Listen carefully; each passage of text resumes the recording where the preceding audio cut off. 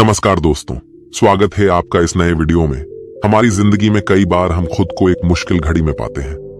कई बार हमें बड़े फैसले लेने पड़ते हैं, लेकिन हमें यह नहीं पता होता कि वो सही है या गलत। क्या उस फैसले का परिणाम हमारे जीवन में खुशियां लाएगा या मुसीबत। लेकिन कई बार हमारे पास सही निर्णय लेने की सुझाव नहीं होते और हम जल्दबाजी में फैसला कर लेते हैं, और उन फैसलों की वजह से हमारी जिंदगी सुखमय हो सकती है या फिर हमारी जिंदगी नरक से भी बढ़कर हो सकती है। इसलिए सही फैसला लेने की क्षमता हमारे जीवन में सफलता हासिल करने के लिए आवश्यक है। तो चलिए आज की इस बोध कहानी के माध्यम से जानते हैं कि जीवन में सही फैसले कैसे लिए जाएं, और यह भी कि सही निर्णय लेने के तरीका कौन सा है। तो बिना किसी देरी के कहानी शुरू करते हैं दोस्तों। कई साल पहले की बात है। एक छोटे से राज्य में एक बौद्ध भिक्षु निवास कर रहे थे, जिन्हें सभी जगहों पर उनके ज्ञान के बड़े चर्चे थे। वह बौद्ध भिक्षु बहुत ज्ञानी थे। उनके पास लोग बहुत दूर दूर से आते थे ताकि वे उनसे अपनी समस्याओं का समाधान प्राप्त कर सके। उनके पास कोई भी कैसी भी समस्या लेकर क्यों ना आए, वह समस्या का समाधान अवश्य करते थे। जब भी वह किसी की समस्या सुनते तो उस समस्या को बड़े ही ध्यान से सुनते, समझते, उसमें लीन हो जाते, और उसके बाद कुछ देर के लिए वह आंखें बंद करते और समस्या के बारे में अच्छे से सोच विचार करते और उसके बाद उसका समाधान देते। ऐसे में कोई भी व्यक्ति उनके बारे में केवल एक ही बात सोचता था, शायद इन साधु के पास कोई ऐसी चमत्कारिक शक्तियां हैं जिससे यह समाधान पूछते हैं और उसके बाद हमें वह समाधान बताते हैं। एक बार एक युवक ने उन महाराज से यह पूछ भी लिया, क्या आपके पास ऐसी कोई चमत्कारी शक्तियां हैं जिसके कारण आप हमारी समस्याओं का समाधान करते हैं, या आपके पास ऐसी कोई दिव्य दृष्टि है जिससे आप हमारी समस्याओं का समाधान खोज पाते हैं। उस युवक की यह बात सुनकर वह साधु जोर जोर से हंसने लगे, लेकिन उन्होंने उस युवक की बात का कोई जवाब नहीं दिया। उसके कुछ ही दिनों बाद उस राज्य में एक बड़ी अजीब सी घटना घटी। उस राज्य में एक बुढ़िया औरत रहा करती थी, जो अपने पूरे घर में अकेले ही रहती थी। उसका कोई ना था। उस राज्य से होकर 4 मित्र अपने घर की ओर जा रहे थे। वे लोग दूसरे नगर में काम करके पैसा इकट्ठा करके अपने गांव की ओर जा रहे थे। ये बात बहुत पुराने जमाने की है, जब यातायात के साधन ना हुआ करते थे, इसलिए वे लोग पैदल ही यात्रा किया करते थे। इसी कारण वे चारों मित्र अपने अपने धन को इकट्ठा करके अपने गांव की ओर प्रस्थान कर रहे थे। उन चारों ने अपना अपना धन एक छोटी सी पोटली में रखा था, और उसी पोटली में उन सब की सारी कमाई थी। तभी उन चारों मित्रों में से एक मित्र कहता है, मित्रों, इस तरह से यदि हम अपना धन अलग अलग रखेंगे तो इससे हमारा धन चोरी हो सकता है। क्यों ना हम अपना सारा धन एक ही पोटली में रख दें, जिससे हम सब इस पर ध्यान भी दे सकेंगे और हमारा धन सुरक्षित भी हो जाएगा। और जब हम अपने गांव पहुंच जाएंगे तो हम वहां पर अपना अपना हिस्सा इसमें से ले लेंगे। उन तीनों मित्रों ने उस युवक की बात मान ली और वे सभी मिलकर अपना धन एक ही पोटली में रख देते हैं, और वे सभी मिलकर अपने गांव की ओर आगे बढ़ते हैं। चलते चलते काफी समय बीत चुका था और अब रात्रि होने वाली थी। तभी आगे चलकर रास्ते में उन्हें एक घर दिखाई दिया, जहां पर एक बूढ़ी औरत रहा करती थी। रात्रि का समय भी हो चुका था और उन चारों मित्रों को रात रुकने के लिए कोई ना कोई जगह की आवश्यकता भी थी। ऐसे में उन चारों ने मिलकर यह योजना बनाई कि वे लोग आज रात इसी घर में ठहरेंगे। इसलिए वे चारों लोग उस घर की ओर आगे बढ़ते हैं। उस घर का दरवाजा खटखटाते हैं। तभी सामने से एक बूढ़ी औरत दरवाजा खोलती है और उन चारों मित्रों में से एक मित्र हाथ जोड़कर उस बूढ़ी औरत से कहता है, माता जी, हम अपने गांव की ओर जा रहे थे, लेकिन यहाँ रास्ते में ही रात हो गई और अब हम इतनी रात में सफर नहीं कर सकते।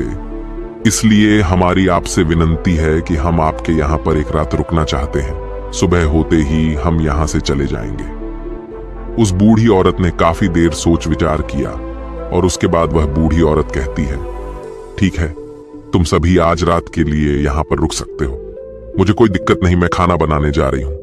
कहो तो तुम लोगों के लिए भी बना दूं। उन चारों ने सहमति जताते हुए कहा, हाँ बिल्कुल। उसके बाद उन चारों मित्रों ने धन की पोटली उस बूढ़ी औरत को थमा दी और कहा, माताजी, इस पोटली में हमारे साल भर की कमाई है। हम चारों ने अब तक का अपना सारा कमाया हुआ धन इसी पोटली में रखा है और अब हम इसे आपको सौंपते हैं, क्योंकि यह हम चारों से ज्यादा आपके पास सुरक्षित होगा। हम बस इतना चाहते हैं कि यदि हम चारों में से कोई एक व्यक्ति से लेने आए तो आप इस पोटली को उसे मत देना जब तक कि हम चारों एक साथ इस पोटली को लेने न आए। तभी वह बूढ़ी औरत कहती है, ठीक है बेटा, यदि तुम चारों एक साथ आओगे तभी मैं इस पोटली को आपको सौंपेंगे। और वैसे भी आप लोग तो सुबह यहां से चले जाने वाले हैं। मैं आपको सुबह ही यह पोटली थमा दूंगी, वह धन की पोटली।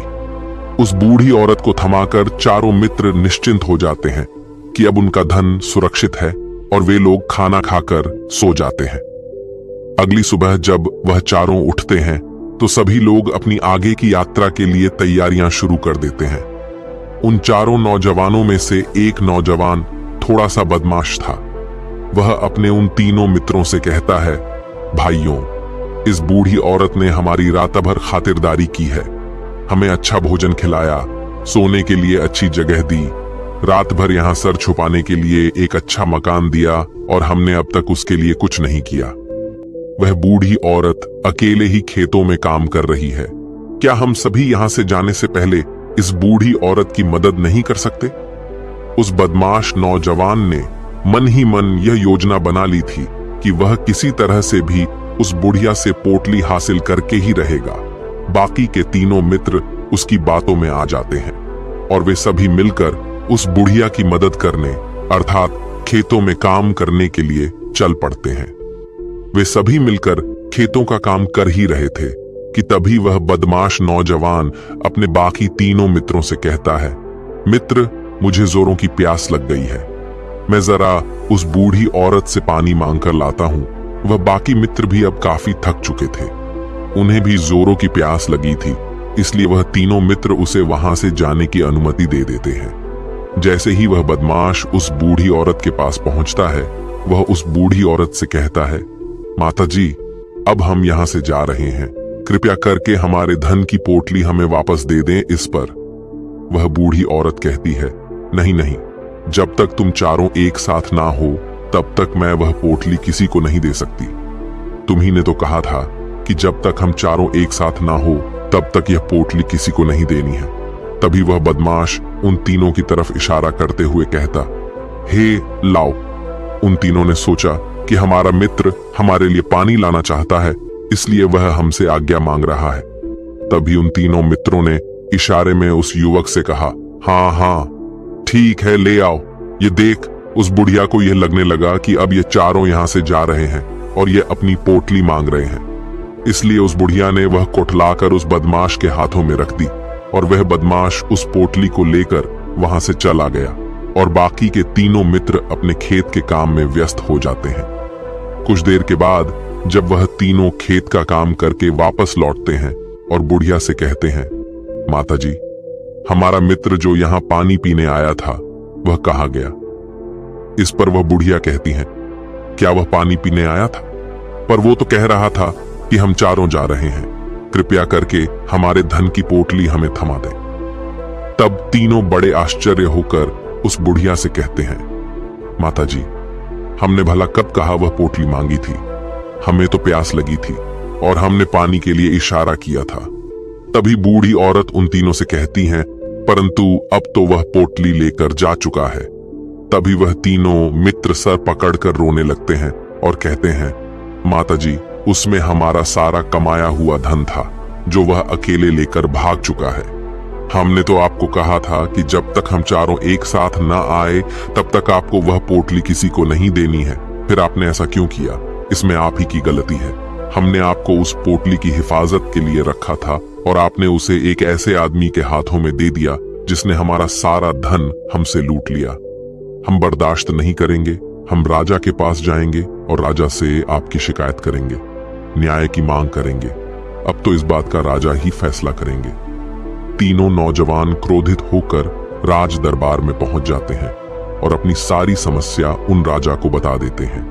जब वह राजा उन तीनों नौजवानों की बात ध्यानपूर्वक सुनता है तो वह तुरंत ही उस बुढ़िया को राज दरबार में पेश होने का आदेश देता है।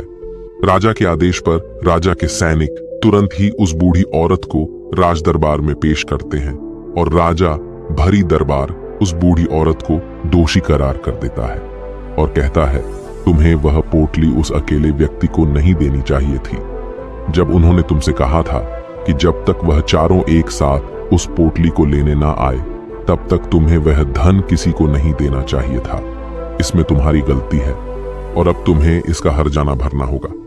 तुम्हें इनका धन लौटाना होगा। राजा का यह आदेश सुनकर बूढ़ी औरत फूट फूट कर रोने लगती है और राजा से मदद की गुहार लगाती है और कहती है, हे राजन, मैं तो एक बूढ़ी औरत हूं और मेरे पास इतना धन नहीं है और ना ही मेरे घर में कोई ऐसा है जो धन कमाता हो। मेरे पास इतना धन नहीं कि मैं इनका धन लौटा सकूं। मैं तो अकेली हूं, बेसहारा हूं, कृपा करके मुझ पर रहम करे।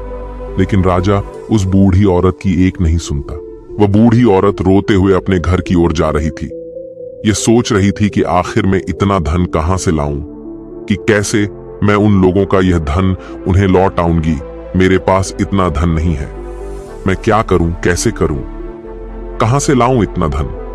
यदि मैंने उनका धन नहीं लौटाया तो मुझे राजा मार डालेगा। वैसे भी मेरी ही गलती है। जब उन चारों ने मिलकर मुझसे कहा था कि जब तक हम चारों एक साथ ना आए तब तक वह पोटली किसी को नहीं थमानी है, फिर भी मैंने वह पोटली केवल उस एक व्यक्ति को थमा दी। इसमें गलती तो मेरी ही है।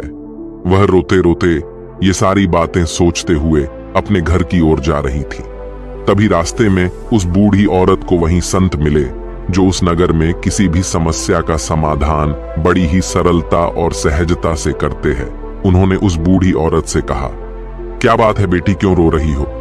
इस पर वह बूढ़ी औरत उस संत को सब कुछ सच सच बता देती है और कहती है, हे महाराज, इसमें गलती तो मेरी ही है। उन चारों ने तो पहले ही कहा था कि जब तक वे चारों एक साथ ना आए तब तक वह पोटली मुझे किसी को नहीं देनी है। लेकिन मेरी हिम्मत मारी गई थी जो मैंने वह पोटली केवल एक व्यक्ति को थमा दी और वह उनका सारा धन लेकर वहां से भाग गया।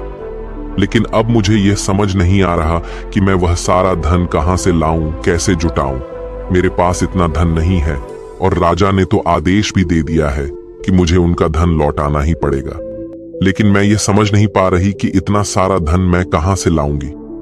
तभी वह संत उस बूढ़ी औरत से कहते हैं, शांत हो जाओ, मैं कोई ना कोई रास्ता जरूर निकाल लूंगा। इतना कहकर वह संत वहीं पर बैठ जाते हैं, ध्यान करने लगते हैं। कुछ देर के लिए आंखें बंद कर सोचते हैं, विचार करते हैं। मौन रहकर वह समस्या का समाधान निकालते हैं और उसके बाद वह उस बूढ़ी औरत से कहते हैं, बेटी, राजा ने फैसला किया है, वह बिल्कुल गलत है। आपने जो किया इसमें आपकी कोई गलती नहीं है। राजा का फैसला गलत है।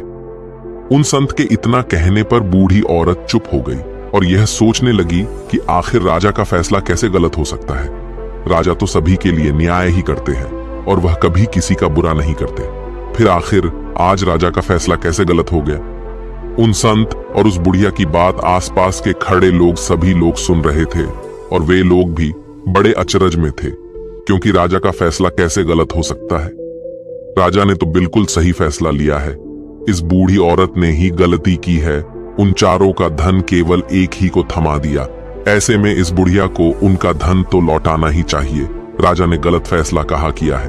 तभी वह संत उस बूढ़ी औरत से कहते हैं, जाओ और राज दरबार में कह दो कि हे राजन, आपका फैसला गलत है और सही क्या है, गलत क्या है, इसका फैसला मैं करूंगा।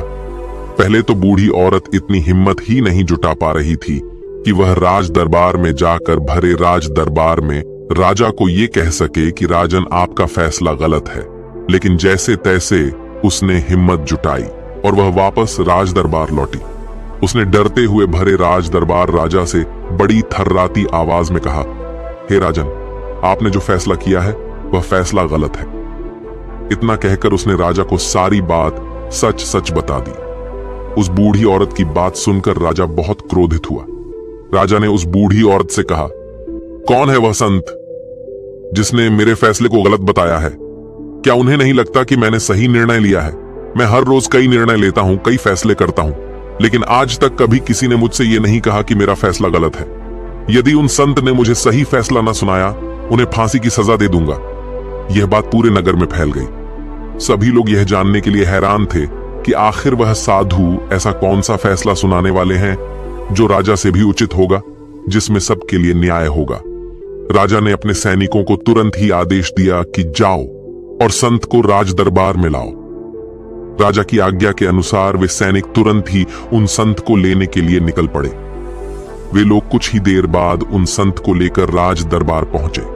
राज दरबार में सभी लोग उपस्थित थे और सभी लोग उन संत के फैसले का इंतजार कर रहे थे। उन संत को देखकर राजा कहता है, महाराज, आपको ऐसा क्यों लगता है कि हमने जो फैसला किया है वह गलत है? इस बुढ़िया ने यह वादा किया था कि वह चारों लोगों को एक साथ ही वह पोटली जमाएगी, फिर आखिर उसने अपना वादा क्यों तोड़ा? इसने यह गलती क्यों की कि इसने केवल एक ही को पोटली थमा दी और वह उनका सारा धन लेकर यहां से भाग गया? तो क्या इसमें इसकी गलती नहीं है? क्या इससे इनका धन नहीं लौटाना चाहिए?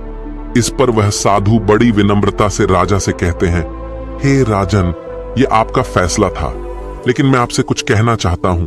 इस पर राजा कहता है, ठीक है, कहिए आप क्या कहना चाहते।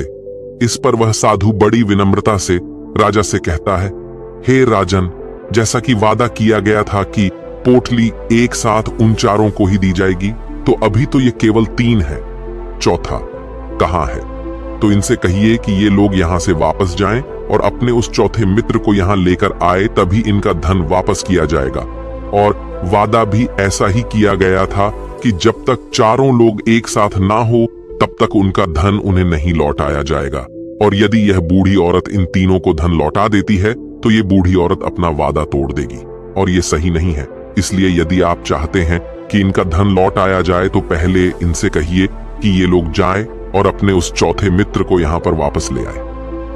उस राज दरबार में हर कोई इस बात को सुनकर बहुत खुश हुआ। सभी ने उन संत की बहुत तारीफ की। राजा भी उन संत के इस फैसले से पूरी तरह से सहमत था। राजा तुरंत ही उन संत के सामने सिर झुका लेता है और हाथ जोड़कर उनसे कहता है, हे महाराज, आपका यह फैसला इतना सही कैसे हो सकता है? आखिरी बात मेरे दिमाग में आई क्यों नहीं? मैंने इस बात को इस तरह से सोचा क्यों नहीं? तभी वह साधु उस राजा से कहते हैं, हे राजन, आपके पास और भी काम होते हैं। आप दिन भर व्यस्त रहते हैं और आपको जल्दबाजी में फैसले लेने पड़ते हैं। आपने इस मामले को सुना समझा, लेकिन इसे देखने में आप गलती कर गए। इससे आपने केवल ऊपरी तौर पर देखा। आपने इसकी गहराई तक जाने का प्रयास तक नहीं किया। यदि आपने इस मामले की गहराई को देखा होता, समझा होता, तो आप भी इसी नतीजे पर आते। जब तक हम किसी मामले की गहराई तक नहीं जाते, तब तक हम उसका सही समाधान नहीं निकाल सकते। लेकिन हम में से अधिकांश लोग तो अपने फैसले केवल जल्दबाजी में लेना चाहते हैं, भले ही वह मामला कितना भी गंभीर क्यों ना हो। हमें तो बस अपना हक चाहिए, हमारा नाम होना चाहिए, भले ही फैसला हमारे लिए आगे चलकर हमारे लिए नुकसानदायी क्यों ना हो। लेकिन हम तो उस मामले की गहराई तक जाने के लिए सोचते तक नहीं। तभी वह राजा उन संत से कहता है, हे महाराज, क्या आपके पास कोई दिव्य शक्तियां हैं? क्या आपके पास ऐसी कोई चमत्कारिक शक्ति है जिसे आप सवाल करते हैं और बदले में वह आपको जवाब देती है, जिस कारण आप सटीक और सही समाधान बता पाते हैं? राजा की यह बात सुनकर वसंत मुस्कुराने लगे और राजा से कहते हैं, हे राजन, ये सवाल मुझसे कई लोगों ने पूछा है और मैंने कभी किसी का कोई जवाब नहीं दिया, लेकिन आप इस राज्य के राजा हैं, इसलिए मैं आपके इस प्रश्न का उत्तर देता हूं। आप में से कई लोगों को यहाँ ऐसा लगता है कि मेरे पास कोई ऐसी शक्तियां हैं जिससे मैं बात कर सकता हूँ, जिससे मैं कोई भी समस्या का समाधान पा सकता हूँ। लेकिन मैं आप लोगों को एक बात सच सच बता देता हूँ, मेरे पास ऐसी कोई शक्तियां नहीं है। मैं तो केवल हर मामले की गहराई तक सोचता हूँ, उस बात पर विचार करता हूँ, और जब मैं विचार करता हूँ तो मेरे सामने कई सारे समाधान आते हैं, और जो समाधान मेरे सामने आते हैं मैं उन पर भी विचार करता हूँ, उनके बारे में भी गहराई तक जाता हूँ। और जब मुझे लगता है कि इस समस्या का समाधान यही होना चाहिए, तभी मैं समाधान उस व्यक्ति को देता हूँ ताकि वह अपनी समस्या का समाधान कर सके।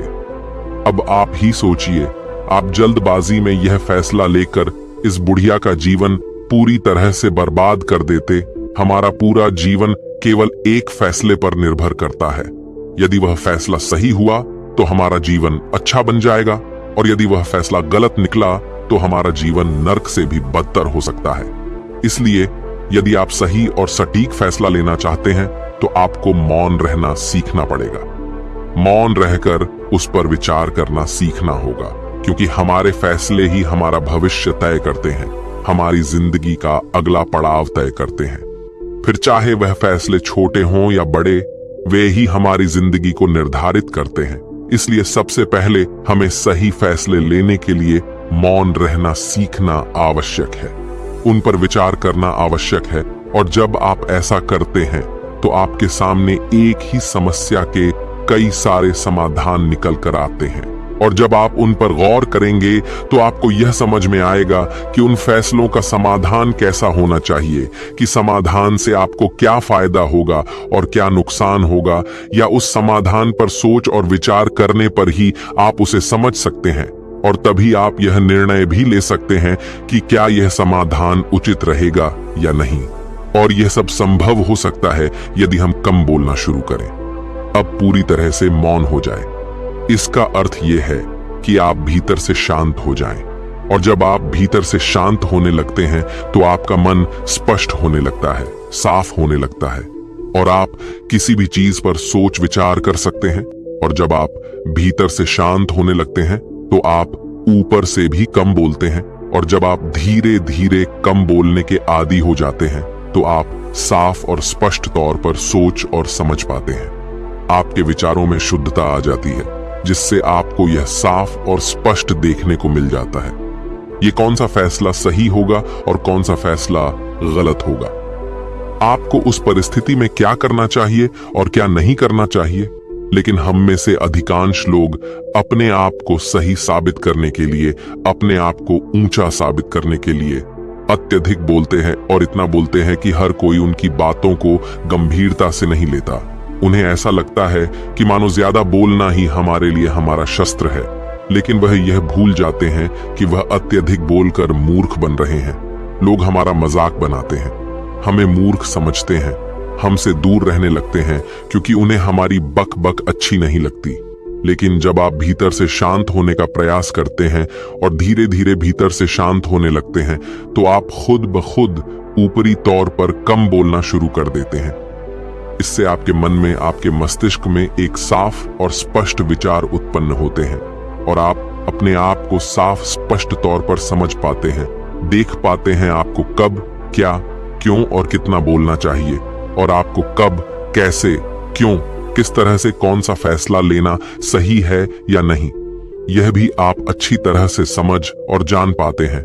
जब आप कम बोलना शुरू करते हैं तब आप अपने आप को बहुत अच्छी तरह से समझना शुरू कर देते हैं, अपने आप पर अच्छी तरह से विचार करना शुरू कर देते हैं। तब आपको यह बात भी बहुत अच्छी तरह से समझ में आने लगती है कि जो हम बेकार की बक बक करते हैं उस पर हमारे शरीर की बेवजह ही कितनी सारी ऊर्जा यूं ही व्यर्थ हो जाती है, नष्ट हो जाती है, जिसे हम चाहे तो किसी जरूरी काम में लगा सकते हैं, फैसले लेने में लगा सकते हैं, जिससे हम तनाव मुक्त रह सकते हैं और हमें अच्छी नींद भी आ सकती है। और यदि आप इसी प्रकार सोच विचार कर फैसले लेना शुरू करते हैं तो आपका मस्तिष्क भी अच्छी तरह से काम करने लगता है, और आपका मस्तिष्क पहले से भी ज्यादा शक्तिशाली हो जाता है।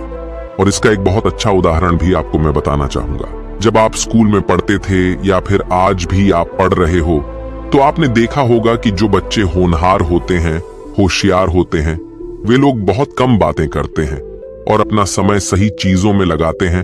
वह अधिकांशतः अपना समय मौन होकर ही बिताते हैं। इसी वजह से वह पढ़ाई करने में बहुत तेज होते हैं। वह जो कुछ भी पढ़ना चाहते हैं वह उसे याद कर ले जाते हैं। लेकिन वहीं पर दूसरी तरफ जो लोग बहुत अधिक बोलते हैं, यदि आप उन्हें पूरे 24 घंटे भी दे दें तो भी वह उस तरह से उन चीजों को याद नहीं रख सकते जिस तरह से वह मौन रखने वाले बच्चे उन बातों को याद कर लेते हैं। और महान चाणक्य ने भी यही कहा है कि जो व्यक्ति ये समझ जाता है कि उसे कब, कहां और कितना बोलना चाहिए, उस व्यक्ति को सफल होने से कोई नहीं रोक सकता।